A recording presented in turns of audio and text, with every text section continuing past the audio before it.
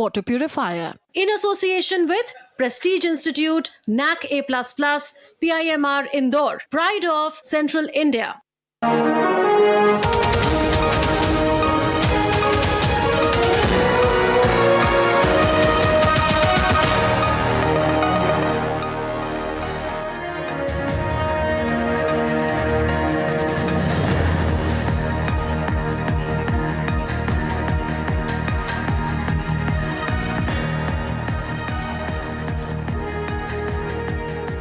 नमस्कार, मैं हूं सुधीर चौधरी और डीडी न्यूज के इस नए शो डिकोड में आपका स्वागत है। ईरान के न्यूक्लियर साइट्स पर अमेरिका के हमले के दौरान आपने बंकर बस्टर बॉम्ब्स के बारे में बहुत सुना होगा। अब इसी प्रकार का एक बंकर बस्टर बॉम्ब भारत भी विकसित कर रहा है और यह एक बहुत बड़ी खबर है। यह बॉम्ब अमेरिका के बॉम्ब से भी ज्यादा शक्तिशाली होगा और यह एक ऐसी टेक्नोलॉजी है जो इजराइल के पास भी नहीं है और इसीलिए उसे ईरान की न्यूक्लियर साइट्स को नष्ट करने के लिए अमेरिका की मदद लेनी पड़ी थी। अगर भारत ने यह बॉम्ब बना लिया तो पाकिस्तान और चीन के न्यूक्लियर हथियार और उनके अंडरग्राउंड कमांड सेंटर्स भारत के निशाने पर आ जाएंगे और इसलिए यह एक बहुत महत्वपूर्ण खबर है। आज हम आपके लिए इसका विस्तार से एक विश्लेषण करेंगे।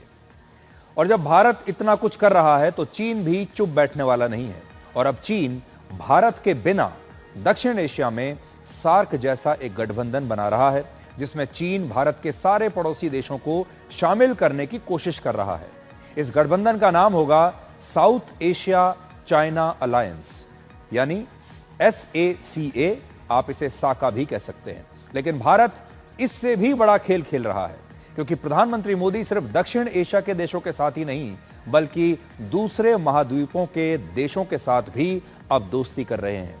और कल प्रधानमंत्री मोदी अफ्रीका और दक्षिण अमेरिका के 5 देशों की यात्रा पर जा रहे हैं। और आखिर में हम आपको एक ऐसे सॉफ्टवेयर प्रोफेशनल की कहानी दिखाएंगे जिसने अकेलेपन और डिप्रेशन का शिकार होने की वजह से पिछले कई सालों से अपने आप को अपने घर में बंद करके रखा हुआ था। और जब एक NGO 55 साल के इस व्यक्ति को बचाने के लिए उसके घर पहुंचा तो घर की हालत ऐसी थी जिसकी आप कल्पना भी नहीं कर सकते। लेकिन सबसे पहले हम आपको यह दिखाने वाले हैं कि भारत किस तरह से अपना स्वदेशी बंकर बस्टर वेपन अब बना रहा है। अमेरिका ने पिछले महीने ईरान के 2 न्यूक्लियर साइट्स पर 14 बंकर बस्टर बॉम्ब से हमला किया था, आपको याद होगा। और इस बॉम्ब का नाम है GBU-57 बॉम्ब। यह दुनिया का अकेला ऐसा हथियार है जो जमीन, पहाड़, चट्टान या कंक्रीट के मजबूत से मजबूत बंकर को चीरकर 200 फीट की गहराई तक हमला कर सकता है और वहां मौजूद किसी भी स्ट्रक्चर या सैनिक अड्डे को नष्ट कर सकता है। अब ईरान और इजराइल के बीच हुए युद्ध के बाद भारत भी ऐसा ही एक हथियार बनाने की कोशिश कर रहा है और यह पहला मौका होगा जब भारत इस प्रकार का बंकर बस्टर वेपन बनाएगा और सूत्रों के मुताबिक अब इस पर काम शुरू हो चुका है। Defence research and development organisation यानी DRDO के वैज्ञानिक इस समय अग्नि 5 इंटरकॉन्टिनेंटल बैलिस्टिक मिसाइल में कुछ बदलाव करके एक नया बंकर बस्टर वेपन तैयार कर रहे हैं। अग्नि 5 मिसाइल 5000 किलोमीटर से ज्यादा दूरी तक हमला कर सकती है, यानी इसकी जो रेंज है वो 5000 किलोमीटर से भी ज्यादा है। और इस मिसाइल की मदद से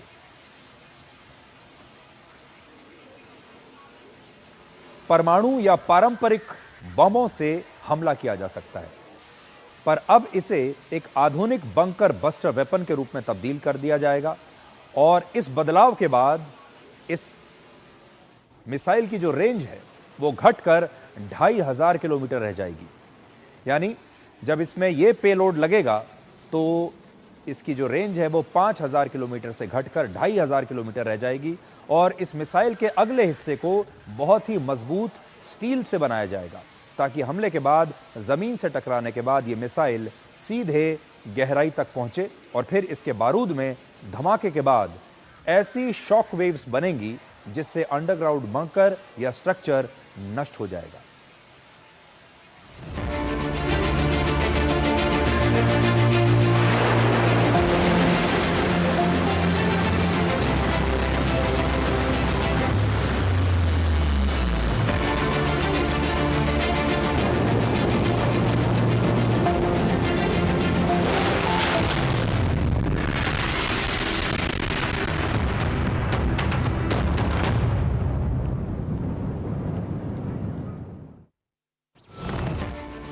आप जो न्यूज़ देखते हैं, आपके इस अनुभव को और ज़्यादा बेहतर बनाने के लिए आजकल हम आर्टिफिशियल इंटेलिजेंस का इस्तेमाल कर रहे हैं और इसीलिए आपको और ज़्यादा बेहतर तरीके से समझाने के लिए कई बार हम इस प्रकार के AI जनरेटेड वीडियोस आपको दिखाते हैं और हमारी ये कोशिश है कि न्यूज़ देखने के आपके अनुभव को हम बहुत बेहतरीन बना दें।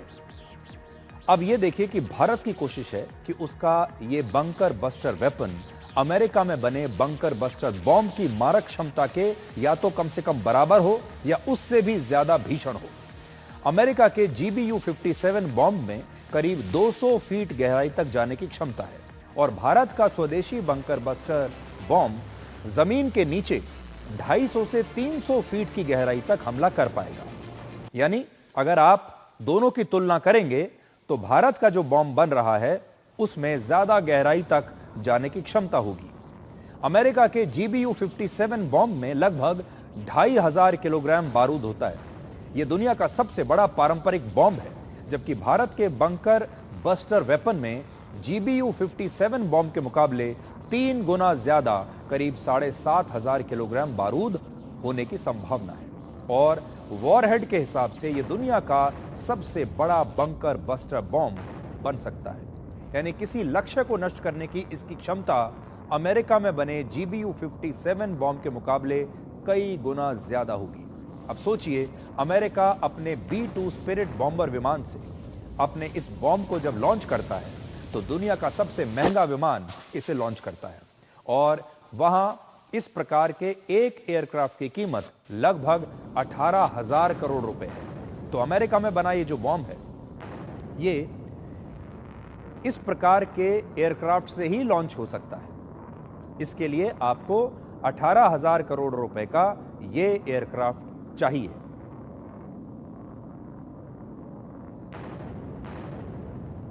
जबकि अग्नि 5 मिसाइल से बने बंकर बस्टर बॉम्ब से अब हमला करना इससे कहीं ज्यादा आसान हो जाएगा और इसके लिए किसी एयरक्राफ्ट की आवश्यकता नहीं पड़ेगी, क्योंकि इस बंकर बस्टर को मिसाइल के जरिए ही लॉन्च किया जाएगा और इसलिए यह हमला 2500 किलोमीटर की दूरी से भी किया जा सकेगा। अग्नि 5 मिसाइल की 3 बड़ी बातें हैं जो इसे दुनिया के सबसे शक्तिशाली बंकर बस्टर वेपन्स में से एक बनाती है। पहली बात, अग्नि 5 एक हाइपरसोनिक मिसाइल है। हमला करते समय इसकी रफ्तार 10,000 किलोमीटर प्रति घंटे से लेकर 24,000 किलोमीटर प्रति घंटे तक पहुंच जाती है। इस रफ्तार को हाइपरसोनिक स्पीड कहते हैं और इस रफ्तार की वजह से ये बंकर बस्टर वेपन जमीन के अंदर 300 फीट की गहराई तक जाकर हमला कर सकता है। दूसरा, किसी भी दुश्मन के लिए इतनी तेज रफ्तार वाली मिसाइल को रोकना या उसे मार गिराना बहुत ही मुश्किल काम होगा, यानी इसके हमले से बचना लगभग नामुमकिन है। और तीसरी बात, इसमें बंकर बस्टर बॉम्ब गिराने के लिए किसी एयरक्राफ्ट को दुश्मन की सीमा के अंदर जाने की जरूरत नहीं है और सुरक्षित दूरी से ये अटैक करना अब संभव होगा और हाई स्पीड मिसाइल की वजह से कम समय में ही दुश्मन के ठिकानों पर हमला किया जा सकेगा। और इस समय भारतीय वायुसेना के पास SCALP long range cruise missiles है, जो लॉन्ग रेंज की मिसाइल्स हैं। ये 500 किलोमीटर की दूरी तक किसी बंकर या किसी कमांड सेंटर पर सटीक हमला कर सकती है। यानी भारत के पास छोटे बंकर बस्टर वेपन्स तो हैं, लेकिन उनमें से कोई भी हथियार अमेरिका के GBU-57 बॉम्ब की बराबरी नहीं कर सकता। अब आप सोच रहे होंगे कि भारत को ऐसे हथियार की जरूरत क्यों महसूस हो रही है, तो आज हम इसे भी डिकोड करते हैं आपके लिए। इजराइल को ईरान के अंडरग्राउंड न्यूक्लियर प्लांट्स की पूरी जानकारी थी। वो जानता था कहां कहां पर ईरान का न्यूक्लियर प्रोग्राम चल रहा है, कहां कहां पर यह काम हो रहा है। लेकिन इसके बावजूद इजराइल के पास इन न्यूक्लियर प्लांट्स को नष्ट करने की क्षमता नहीं थी, क्योंकि ये अंडरग्राउंड थे।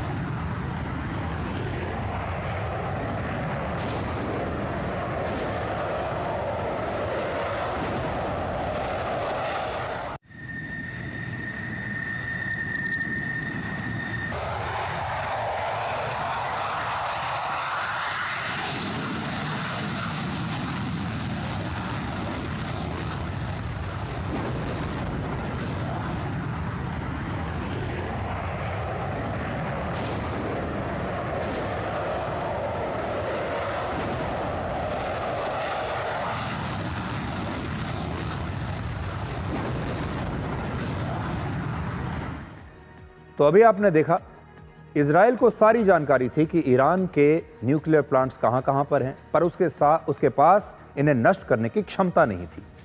और इसके लिए इजराइल ने अमेरिका की मदद ली, क्योंकि जो बस्टर बॉम्ब ऐसी क्षमताओं को नष्ट करने के लिए जरूरी है, वो सिर्फ अमेरिका के पास था।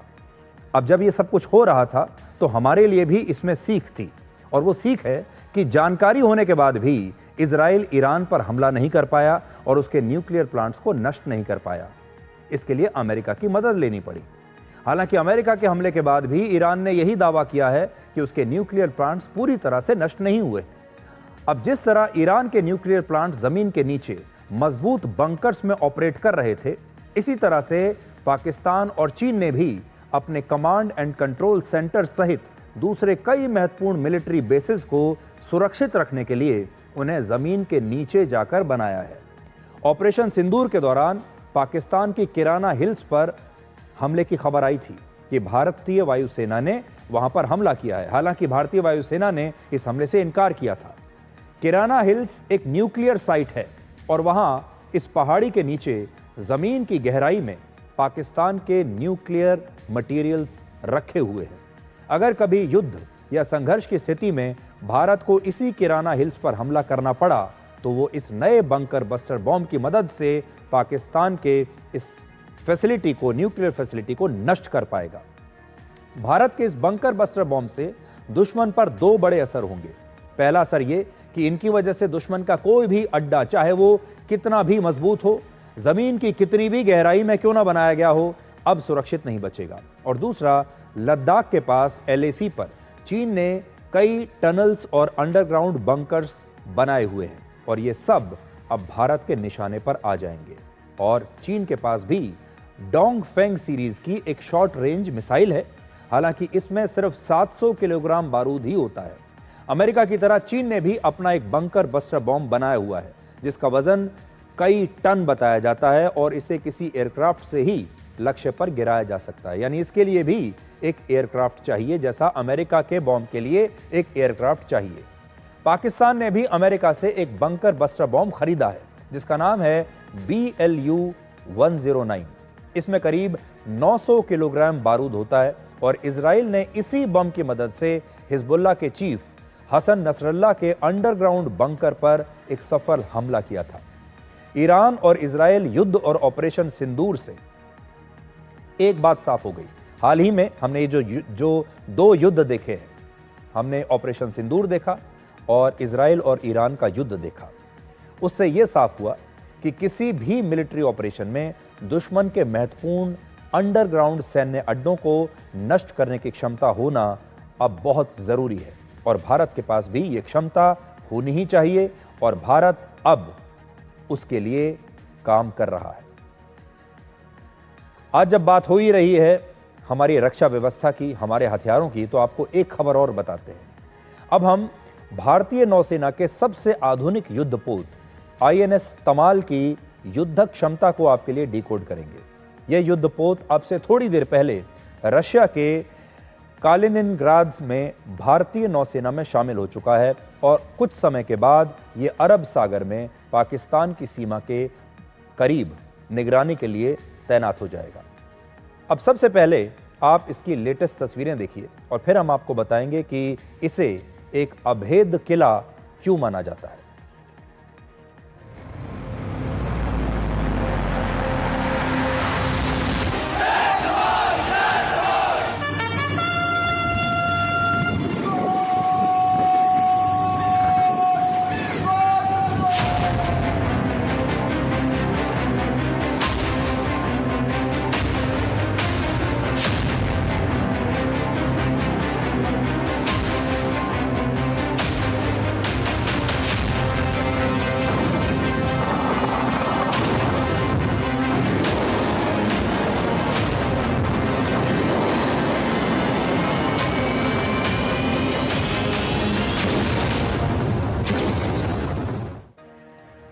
आज रशिया में आधिकारिक तौर पर INS तमाल को भारतीय नौसेना को सौंप दिया गया। इस दौरान भारतीय नौसेना और रशिया की नौसेना समेत कई दूसरे बड़े अधिकारी वहां पर मौजूद रहे और इस सेरेमनी के बाद इस युद्धपोत पर भारतीय नौसेना का झंडा फहराया गया और ये तस्वीरें देखकर आपको भी आज गर्व हो रहा होगा।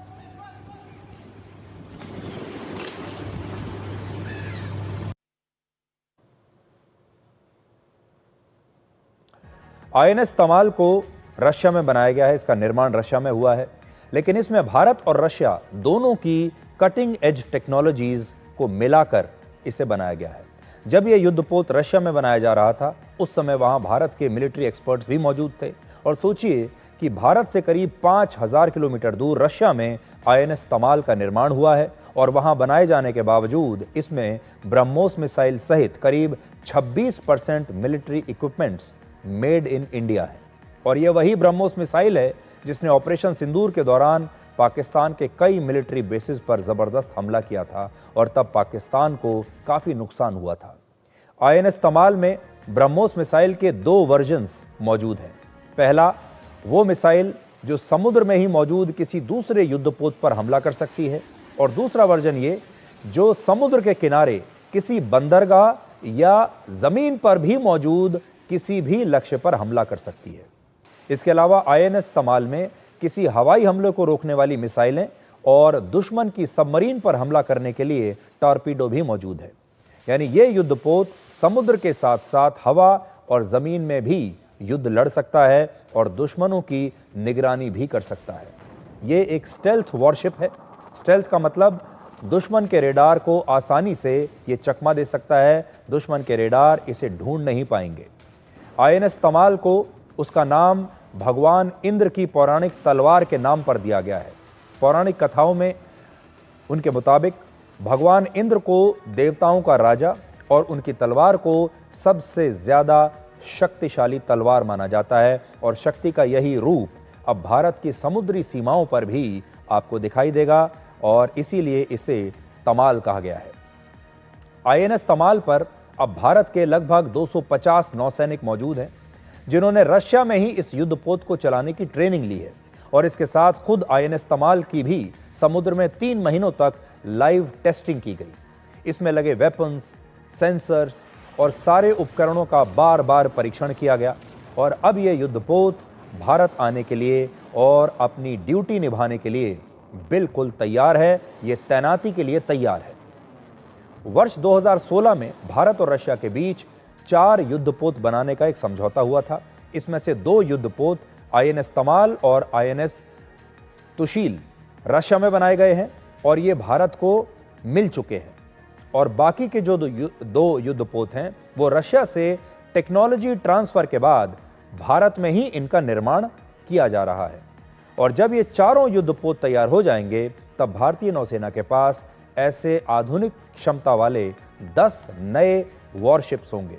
आईएनएस तमाल का निर्माण भले ही रशिया में हुआ है, लेकिन भारतीय नौसेना अब बायर्स नेवी के बदले बिल्डर्स नेवी बन चुकी है। यानी इंडियन नेवी जो है, भारत की जो नौसेना है, उसकी जरूरत के युद्धपोत अब हमारे देश में ही बनाए जा रहे हैं, हम बाहर से नहीं खरीद रहे हैं। और आईएनएस तमाल भारतीय नौसेना का आखिरी वॉरशिप है जिसे विदेश में बनाया गया है। इस समय भारत के अलग अलग शिपयार्ड्स में इंडियन नेवी के लिए 59 युद्धपोत, पनडुब्बियां और दूसरे जहाज बनाए जा रहे हैं और इस समय भारतीय नौसेना के पास करीब 140 युद्धपोत और सबमरीन्स हैं और वर्ष 2030 तक यानी अब से 5 साल के बाद इसका जो लक्ष्य है वो होगा 180 तक इसे ले जाने का। आज हमने शुरुआत भारत के नए हथियार बंकर बस्टर बॉम्ब से की थी। फिर हमने समुद्र में मिली नई ताकत आईएनएस तमाल के बारे में आपको बताया और अब हम अंतरिक्ष में भारत की नई रणनीति को आपके लिए डिकोड करेंगे। ऑपरेशन सिंदूर के बाद भारत अब अंतरिक्ष में अपनी मिलिट्री पावर को और मजबूत करने वाला है।